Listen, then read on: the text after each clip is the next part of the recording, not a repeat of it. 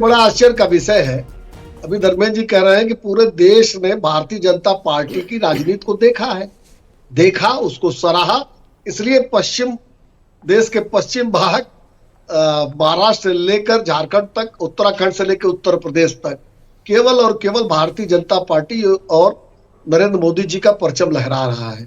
इसलिए लहरा रहा है कि जो हमने सबका साथ सबका विकास की मूल भावना के तहत गरीब कल्याण की योजनाएं समाज के अंतिम छोर पर खड़े व्यक्ति तक पहुंचाई है। हमने जो कानून का शासन उत्तर प्रदेश में स्थापित किया है हमारी सरकार ने, जिस तरीके से दंगाइयों को रोका है इस 7.5 साल में, दंगों के प्रदेश को उजाले का प्रदेश बनाया है, उस पर मोहर लगा रही है। ठीक कहा धर्मेंद्र जी ने कि भारतीय जनता पार्टी की राजनीति को प्रदेश और देश ने देखा है, करीब से देखा है, और अखिलेश यादव समाजवादी पार्टी की राजनीति को देखा है, मुहित खान के साथ खड़े हुए देखा है, नवाब यादव के साथ खड़े होते हुए देखा है, वो जाली नोटों के व्यवसायियों के साथ खड़े होते हुए देखा है, और करहल में दलित बेटी के हत्यारों के साथ खड़े होते हुए देखा है। ठीक है, कटहरी में बीजेपी के प्रत्याशी आगे हैं और यहाँ पर भी धर्मेंद्र जी आप कह रहे थे कि यहाँ पर भी हमें फायदा होगा। 2-3 सीटें आप कुल मिला के गिनवा रहे थे और उनमें भी यहाँ कटहरी में देखिए।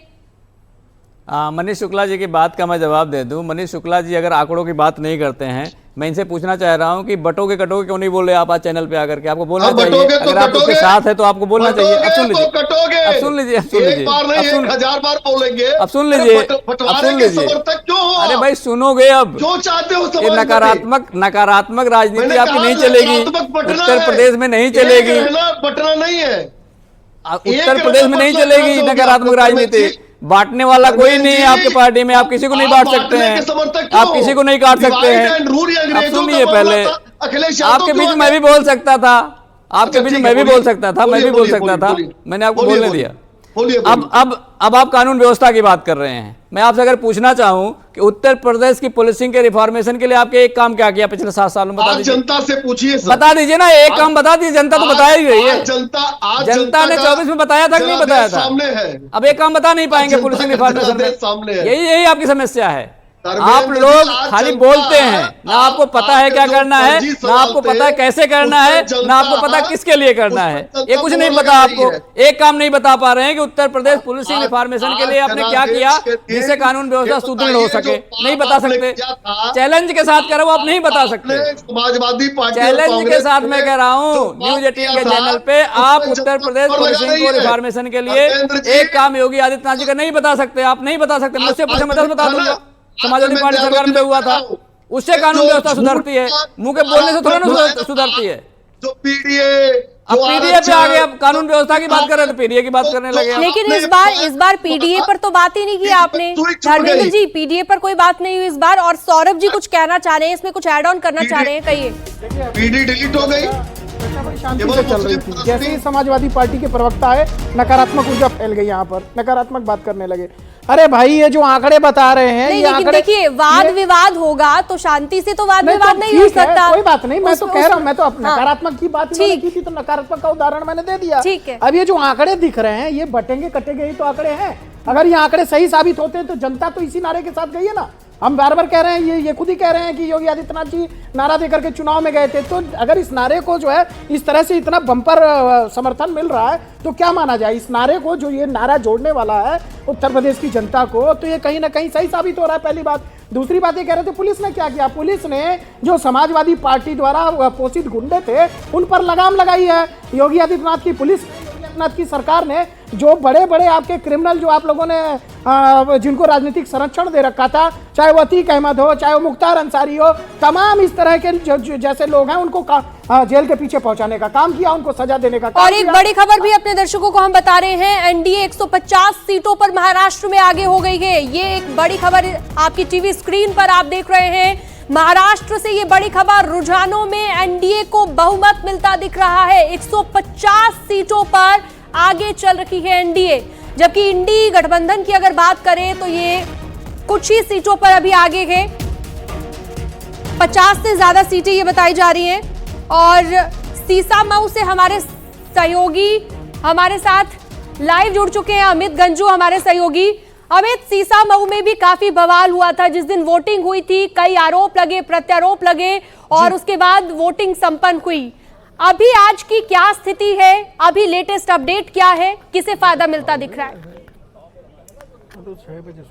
देखिए, मैं आपको बताना चाहूंगा कि ये बाई इलेक्शंस में 9 सीटें 9 हॉट थी, मगर कानपुर की अगर बात की जाए तो कानपुर की सीसामऊ हॉट सीट इसलिए कही जा रही थी क्योंकि यहां 21 साल से लगातार समाजवादी पार्टी का उस पर कब्जा था और इसके बाद भारतीय जनता पार्टी के प्रत्याशी और भारतीय जनता पार्टी के एंटायर टीम ने इसमें एक एंगल वाइज वर्क किया, रूट लेवल से इसमें स्टार्ट किया और यही वजह है कि ये कांटे की टक्कर की सीट बन गई। अगर बात की जाए 3 राउंड्स हो चुके हैं और इस थर्ड राउंड में बीजेपी के सुरेश अवस्थी 45 वोट से आगे चल रहे हैं और अगर बात की जाए नेक टू नेक फाइट इस वक्त चल रही है और फोर्थ राउंड का कुछ देर बाद भी डिक्लेरेशन हो जाएगा ऑफिशियल।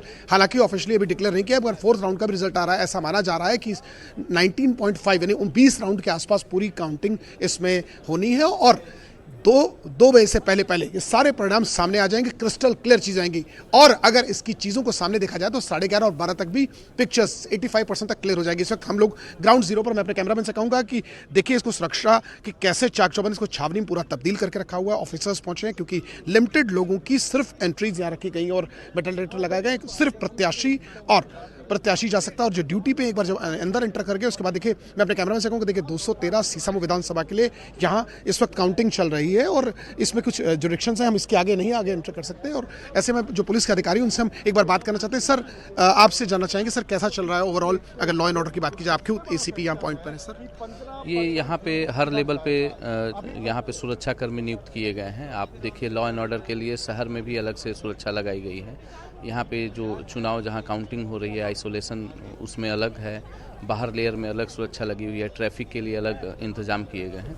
तो हम लोग पूरी तरह से तैयार हैं और चुनाव सकुशल चल रहा है। सर, क्योंकि देखिए निश्चित तौर पर कहीं ना कहीं इसी सीट पर बड़ा वाद विवाद भी हुआ, लोगों का कहा सुनी हुआ, एलिगेशंस भी लगे, लोग धरने पर बैठे और अब ओवरऑल ठीक है इस वक्त सारा? इस समय सारी चीज़ें ठीक चल रही हैं और आप ये स्वयं यहाँ खड़े होकर देख भी रहे हैं। तो आपने देखा हमारे साथ एसीपी अभिषेक जी, इनका साफ कहना और मानना है कि ऑल इज वेल, यानी कहीं ना कहीं अगर पुलिस की बात करें तो फोर्स का डेवलप, पुलिस पीएससी और 3 लेयर्स की पूरी सिक्योरिटी बनाई, main gate, central and inner part of it, ऐसे पूरा बना के रखा हुआ और ऐसे में अब धीरे धीरे करके चीजें आगे बढ़ती आ रही हैं। चौथे राउंड का भी अब से कुछ देर बाद डिक्लेयर हो जाएगा। कितना है कौन? देखिए, मैं एक बहुत बड़ी ब्रेकिंग सामने आई है, बताना चाहूंगा कि नसीम सोलंकी इस फोर्थ राउंड में 4300 वोटों से आगे हो गई हैं। यानी first round Sapa, second round BJP, third round BJP 45 और फोर्थ राउंड की जो अगर बात है तो 4000 से ज्यादा वोटों की बढ़त। यानी मैंने आपको जैसे पहले कहा बड़ा इंटरेस्टिंग होता जा रहा है, जैसे जैसे सूरज की रोशनी चढ़ती जा रही है, जैसे जैसे सूरज अपने ऊपर चढ़ता जा रहा है वैसे वैसे राजनीति का पारा भी चढ़ता जा रहा है और चीजें इंटरेस्टिंग होती जा रही है। और अब ऐसे में फोर्थ राउंड में जो सबसे बड़ी ब्रेकिंग है कि समाजवादी पार्टी के नसीम सोलंकी 4000 वोट से आगे बढ़त बना ली है। कहीं ना कहीं माथे पर इस जाड़े में दोनों प्रत्याशियों के पसीना देखा जा सकता है। हालांकि अपने साथ टिश्यू और रुमालों के साथ ठीक है अमित, लगातार आपसे अपडेट हम लेते रहेंगे, लगातार आपसे जानकारी लेते रहेंगे। फिलहाल अपने दर्शकों को हम बता दें कि सुचिस्मिता मौर्य 3000 से ज्यादा वोट से आगे हो गई हैं बीजेपी के प्रत्याशी और 3041 वोट से आगे चल रही हैं बीजेपी की प्रत्याशी। मजवा सीट की हम बात कर रहे हैं, लगातार चर्चा भी कर रहे हैं। हमारे साथ प्रोफेसर धर्मेंद्र यादव भी जुड़े हुए हैं। धर्मेंद्र जी, आप थोड़ी देर पहले जिस तरह से कह रहे थे कि अभी भी मुझे पूरा कॉन्फिडेंस है 9 की 9 सीटें जीतेंगे, लेकिन देखिए बहुत देर हो गई, टैली नहीं बदली, अभी भी 1-8 का ही आंकड़ा चल रहा है। अभी आपके रिपोर्टर ने ये बताया कि हम सीसामऊ में आगे हो गए हैं और अभी ये टैली चेंज नहीं हुआ है। सौरभ भाई, जब मैं कह रहा था कि 2 राउंड की गिनती हुई तो बोले 6 राउंड की हो गई है, जबकि गिनती अभी 4 राउंड की हुई है। आप सुन लीजिए, अब 4 राउंड की गिनती हुई है तो अभी बोलना बहुत जल्दी होगा। मैं ये कह रहा हूँ कि आप 11 बजे तक का समय का इंतजार करिए, 11 से 12 के बीच में स्थिति साफ हो जाएगी और समाजवादी पार्टी 9 की 9 सीट पर जीतेगी। ये भारतीय जनता पार्टी की प्रोपेगेंडा में नहीं आना है। आपके चैनल के माध्यम से मैं अपने जितने कार्यकर्ता हैं, जितने देखिए 9 की 9 तो बीजेपी भी नहीं कह रही, अभी तक बीजेपी भी इतने कॉन्फिडेंस में नहीं कह रही है। धर्मेंद्र जी, इतने कॉन्फिडेंस में आप 9 की 9 सीट कह रहे हैं, इतना तो बीजेपी भी नहीं कह रही है, जो अभी 8 सीटों पर ऑलरेडी आगे चल रही है। चलिए 7 मैं कह लूंगी, क्योंकि आपने अभी भी कहा कि सीसामऊ में हम आगे हो गए हैं, करहल में ऑलरेडी आप आगे चल रहे हैं, तो 2 सीटें तो चलिए हो गई, लेकिन बाकी की सीटों का क्या? अभी कटहरी में भी हम आगे हो जाएंगे, उसके बाद मीरापुर में भी आगे हो जाएंगे, उसके बाद कुंदरकी में भी आगे हो जाएंगे। मैं रोकना चाहूंगी, पर आगे हो जाएंगे 2 घंटे का समय। ठीक है धर्मेंद्र जी। इसी बीच एक बड़ी खबर, उपचुनाव में सीएम योगी का जादू चला के एसपी सिर्फ करहल सीट पर आगे है। और उपचुनाव में सीएम योगी का जादू चलता नजर आ रहा है। कुछ तस्वीरें भी आ रही है जो आपको हम दिखा रहे हैं। 9 में से 8 सीटों पर फिलहाल की जो टैली है वो कहती है कि 9 में से 8 सीटों पर भारतीय जनता पार्टी आगे है और सीएम योगी आदित्यनाथ का जादू चलता यहां पर नजर आ रहा है। और इसी बीच एक और बड़ी खबर सीसामऊ से, जहां पर एसपी के प्रत्याशी आगे चल रहे हैं, तो ये भी एक फायदा मिलता दिख रहा है समाजवादी पार्टी को। और धर्मेंद्र जी सीसामऊ में आगे हो गए हैं सपा के प्रत्याशी, तो क्या आप इसी तरह के उलटफेर के दम पर कह रहे हैं कि 9 की 9 सीटों पर ये उलटफेर होगा क्या? मैं फिर बार बार वही बात दोहरा रहा हूँ, उलटफेर होगा, क्योंकि देश के और प्रदेश के लोगों ने देखा है भारतीय जनता पार्टी की जो शर्मनाक हार थी उसको योगी आदित्यनाथ ने अपने प्रशासन के माध्यम से कम करने का प्रयास किया है। और इसका आपको प्रमाण चुनाव आयोग दे सकता है। जो 7 पुलिसकर्मियों को निलंबित किया है, हमने 500 से ज़्यादा शिकायतें की थी जिसमें 7 लोगों के खिलाफ कार्रवाई हुई है। इसके अलावा कार्रवाई नहीं हुई है। अभी जो पिस्टल लहराता हुआ जो आपका एसएचओ था जो वोट डालने से रोक रहा था, उस पर कोई कार्रवाई नहीं हुई है। इससे पता चलता है कि भारतीय जनता पार्टी ने बड़े लेवल पर मैनिपुलेशन करने का प्रयास किया, लेकिन जीत इतनी बड़ी होनी थी कि वो प्रयास इनका सफल नहीं होगा और हम 9 की 9 सीटें जीतेंगे। ठीक है, मनीष शुक्ला जी का भी एक रिएक्शन ले लेते हैं जल्दी से। मनीष जी, क्या कहेंगे आप? अभी तक तो फिलहाल 8 सीटें या फिर 7 में कहूं 7 सीटें, टैली बदल गई है, 7 सीटों पर बीजेपी आगे है। देखिए 1 या 2 सीटें हैं जहां टैली बदल रही है, बाकी सभी सीटों पर पिछले कम से कम 1 घंटे से आपके साथ डिबेट में हूं, कहीं टैली बदली नहीं है, लगातार मार्जिन बढ़ रही है। और हमने 9 सीटों को जीतने के लिए काम किया है। पूरी आशा और विश्वास है कि जनता का मत और आशीर्वाद भारतीय जनता पार्टी को मिलेगा। और देखिए एक बात मैं जरूर कहना चाहूंगा, जो पिस्टल पुलिस की बात ये लोग कर रहे हैं, अब तो पूरा वीडियो सब जनता के सामने पब्लिक डोमेन में है कि वहां दंगाइयों और पथरावबाजों को रोकने के लिए पुलिस ने एक्शन लिया था। और ये अखिलेश यादव का पुराना सगल है, जहां दंगाई होंगे, जहां अपराधी होंगे, अखिलेश यादव उसी पक्ष में खड़े नजर आएंगे। जनता का जनादेश आज सामने आ रहा है, उत्तर प्रदेश, उत्तराखंड और 2 राज्यों में और आ रहा है।